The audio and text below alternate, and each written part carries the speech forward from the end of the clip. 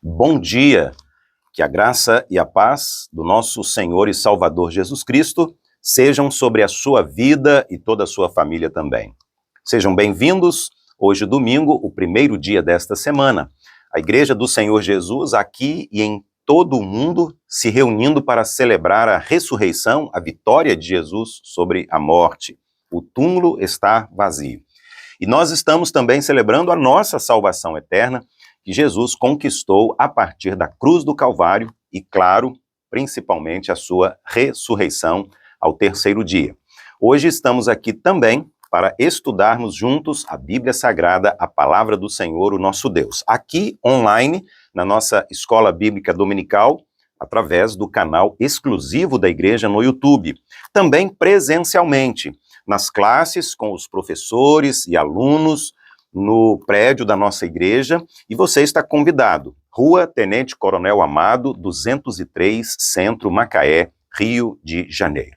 Vamos orar e depois teremos a sequência desta série de estudos falando sobre a vida de Jesus e nós estamos chegando ao final. Nós, durante muitas semanas, estivemos aqui estudando vários momentos importantes da vida do Senhor Jesus. Hoje nós já estaremos caminhando para o fim com a lição que fala sobre o sofrimento, a morte, a ressurreição, a vitória de Jesus sobre a morte e o nosso julgamento também. Oremos.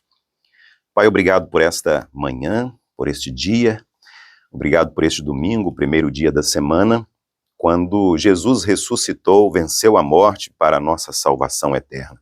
Aqui estamos para celebrar com alegria e gratidão pelo teu grande amor por nós. E como parte desta celebração, queremos estudar a tua santa e poderosa palavra. Queremos mergulhar profundamente nas verdades da revelação de Deus à humanidade, para conhecermos o Senhor e a vontade do Senhor, os propósitos do Senhor para nós. Nos abençoe, que o teu Santo Espírito nos conduza aqui, abençoando também todos os professores e alunos nas demais classes da nossa Escola Bíblica Dominical.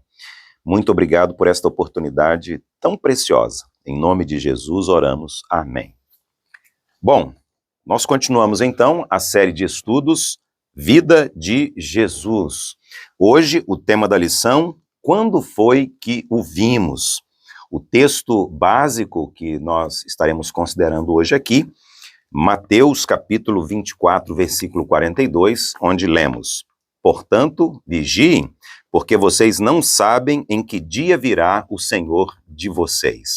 Novamente, Mateus 24, 42, portanto, vigiem, porque vocês não sabem em que dia virá o Senhor de vocês. Jesus está dando uma ordem clara, direta, uma ordem objetiva e inquestionável. Estejamos vigiando, vigilantes, alertas, atentos. Por quê? Não sabemos o dia, não sabemos a hora, não sabemos o local. A certeza que temos é que Jesus voltará em breve. E como tenho dito repetidas vezes aqui em nossa igreja, mesmo assim, muitos todos os dias estão partindo e se encontrando com Jesus. O que no final da história, concluímos, é praticamente a mesma coisa. Jesus vem para encontrar-se conosco, ou nós partimos e nos encontramos com ele, quando a nossa vida termina aqui na Terra. Cada dia, muitas pessoas estão concluindo a sua vida aqui sobre a face do planeta Terra e estão tendo um encontro final e definitivo com o Senhor e Salvador, Jesus Cristo. O objetivo da nossa lição, a proposta do nosso estudo bíblico de hoje, é promover parâmetros para autoavaliação diante da iminência da volta de Jesus. Jesus está voltando em breve. No último domingo, pregamos aqui no culto da noite falando sobre os sinais dos tempos. Meditamos sobre a primeira carta escrita às igrejas do Apocalipse, a carta escrita aos irmãos em Cristo na cidade de Éfeso. Sinais de alerta, sinais de atenção, que estão por todos os lados, falando em alto e bom som, Jesus está voltando. O discurso escatológico de Jesus começa com a predição da destruição do templo. o que era muito importante se nós considerarmos que Jesus era judeu, todos os seus discípulos judeus, e ele estava falando para um público de judeus. Nós precisamos compreender este contexto histórico, porque o templo é um elemento essencial na cultura política e religiosa, principalmente, do povo de Israel, o povo de Deus do Antigo Testamento. Logo depois, Jesus passa a apresentar, no seu discurso escatológico, uma sequência de predições com linguagem tipicamente apocalíptica, característica das esperanças messiânicas do judaísmo nos tempos de Jesus. O Messias, Jesus, o Cristo, o ungido, enviado de Deus, o Pai e Criador, para a salvação do povo de Deus, o povo de Israel, o povo escolhido pelo Senhor no Antigo Testamento. Todo o plano da salvação estava direcionado inicialmente para os judeus. Depois, o objetivo seria alcançar todas as nações, todos os povos em todo o mundo. Os judeus não compreenderam que este alvo principal de Deus era espiritual. Eles queriam que o Messias chegasse, assumisse o trono, fosse o rei, fosse o governador, fosse o general de um grande exército e assim conquistasse todo o mundo. Jesus responde os discípulos primeiro com o que não representa o fim, mas a normalidade da vida deles a partir de agora. Principalmente chamando a atenção daquelas pessoas de toda a perseguição da qual eles seriam alvos, uma vez que estariam vivendo o cristianismo pregado pelo Senhor Jesus. Estariam vivendo a palavra de Deus. Teriam que enfrentar o mundo inteiro. Toda uma oposição daqueles que são contra Deus, contra a palavra de Deus, contra a igreja de Cristo. E isso seria normal, aconteceria cotidianamente na vida deles, e eles precisavam saber.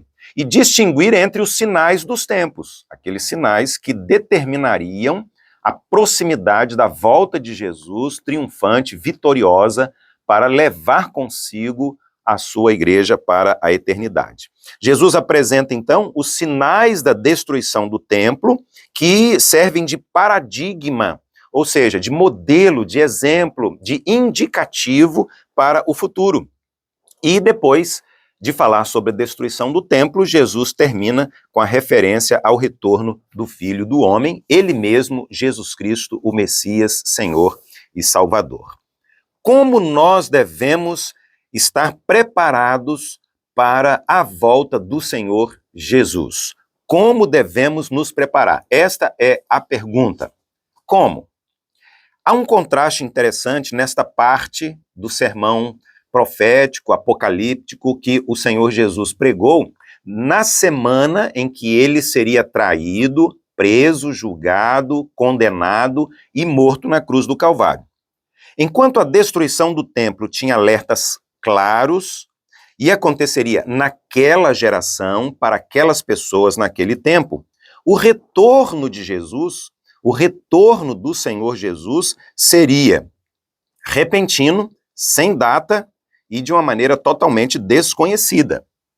Então nós podemos dizer que a partir daqui, o evangelista Mateus registra uma coleção de parábolas de Jesus que visam exatamente instruir os discípulos e preparar os discípulos para o período da vinda do Senhor Jesus. Elas basicamente respondem à seguinte pergunta: como deve um servo do reino viver enquanto o rei está ausente? A resposta é basicamente a mesma em todas as parábolas que o Senhor Jesus contou, colocando em prática a iminência do retorno. Uma vez tive a oportunidade de conversar durante um bom tempo com um judeu, e ele me disse: pastor, todos os dias, quando um judeu acorda, o primeiro pensamento dele é: hoje o Messias virá. Eu disse: e nós, os cristãos, todos os dias também acordamos pensando: hoje Jesus, o Messias, voltará.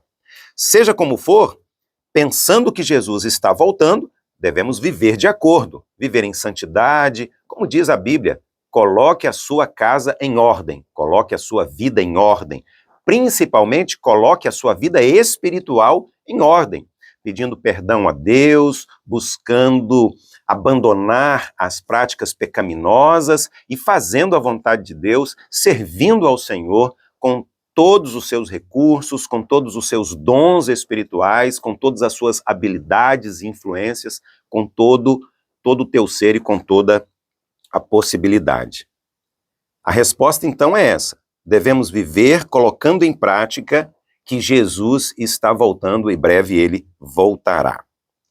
Bom, acerca desta pergunta, como devemos nos preparar, as parábolas de Jesus foram estas. Primeiro, o dono da casa. Nesta parábola, Jesus diz: nós devemos estar preparados. Por não sabermos o momento do retorno do dono da casa, nós temos que estar, então, totalmente alertas, atentos, porque o fim chegará sem um aviso prévio. Nesta parábola, o dono voltará sem mandar recado, sem aviso prévio, chegará a qualquer momento. A segunda parábola, a parábola dos servos. Esta parábola nos ensina que precisamos, como servos, precisamos assumir o nosso compromisso, ter responsabilidade, cuidando das coisas do reino de Deus com excelência.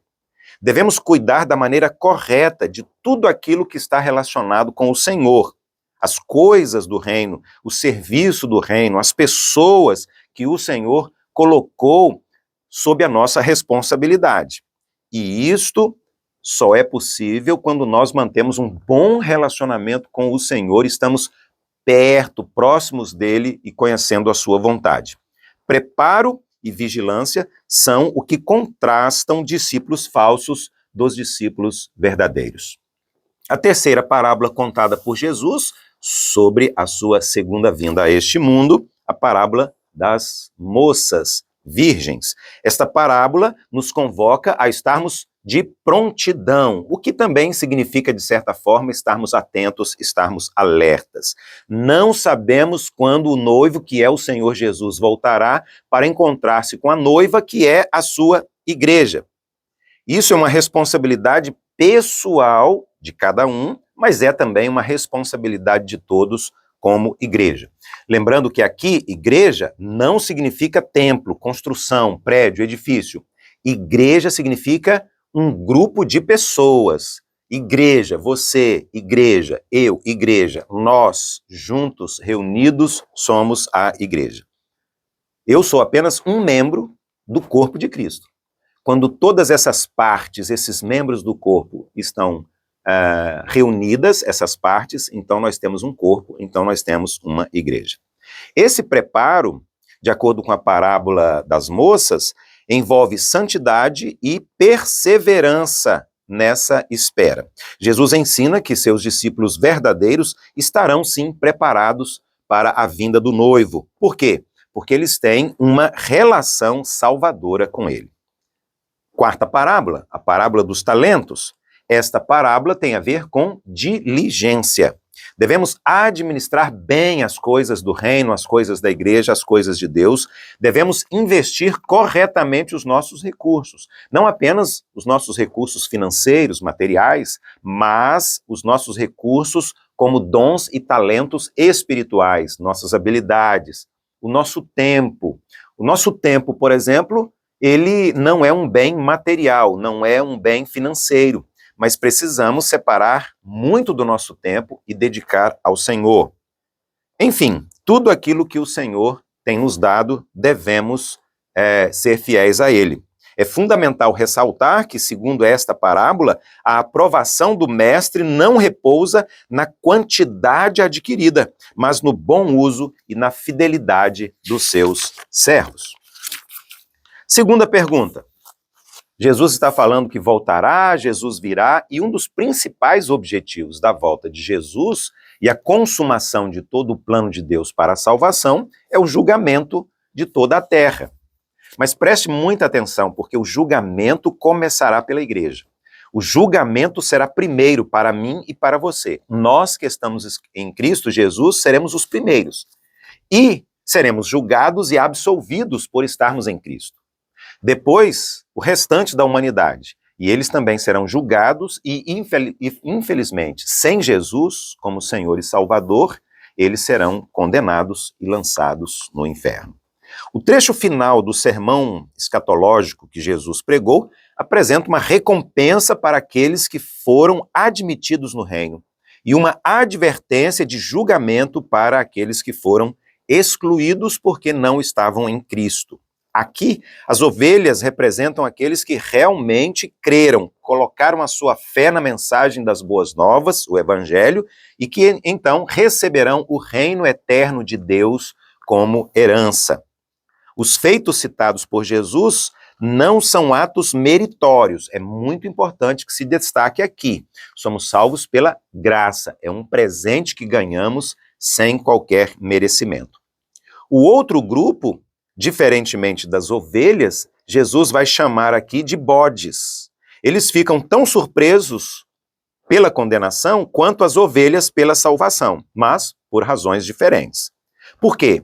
Porque os bodes falharam em exercer a justiça do reino por falta de um verdadeiro relacionamento com Jesus. Não amaram a Cristo, não buscaram a Cristo, não se dedicaram a Cristo e não receberam a Cristo como único Senhor e único Salvador. Mateus, o evangelista, apresenta este relato de Jesus aqui como uma maneira de lembrá-los que no futuro os critérios de julgamento serão misericórdia e amor. Mas eu acrescento aqui também justiça. Deus é amor, Deus é misericordioso, bondade, perdão, mas ele é justo. Toda a Bíblia diz que Deus é justo. As ovelhas com Cristo serão salvas e irão para o céu. Os bodes sem Cristo serão julgados, condenados e lançados no inferno. Quero concluir o nosso resumo do estudo bíblico da nossa EBD online, aqui no YouTube hoje, dizendo que a intenção de Jesus com a sua pregação, na semana que ele seria traído, julgado, levado para a cruz do Calvário, o sermão escatológico, era ensinar exatamente sobre a volta do Filho de Deus, a volta do Messias, a volta do Senhor e Salvador. E ele diz com muita clareza: não sabemos o dia, não sabemos a hora, não sabemos o local, portanto, é preciso estar preparado aqui e agora, porque Jesus pode voltar a qualquer momento e também porque nós podemos partir a qualquer momento para nos encontrarmos com o nosso Deus. Jesus, então, nos prepara por meio de um aviso daquilo que todos os discípulos experimentarão. Ele esclarece que a destruição de Jerusalém deve ser entendida como um castigo e resultado da rejeição de Israel a ele, Jesus, o Messias. O que de fato aconteceu por volta do ano 70, no primeiro século. Ele nos instrui sobre como devemos viver na iminência do retorno do Messias. Assim, a ênfase desse sermão que Jesus pregou não é o que irá necessariamente acontecer no futuro, mas como nós devemos agir na expectativa desse futuro. O sermão escatológico de Jesus diz respeito também à nossa vida presente. Ele fala sobre o futuro, mas ele está dizendo que é hoje, aqui e agora que devemos viver pensando neste futuro. Deus abençoe você e a sua família. Até o próximo domingo com mais um estudo bíblico aqui na nossa EBD Online. Um grande abraço. Deus abençoe você, Deus abençoe a sua família, em nome de Jesus.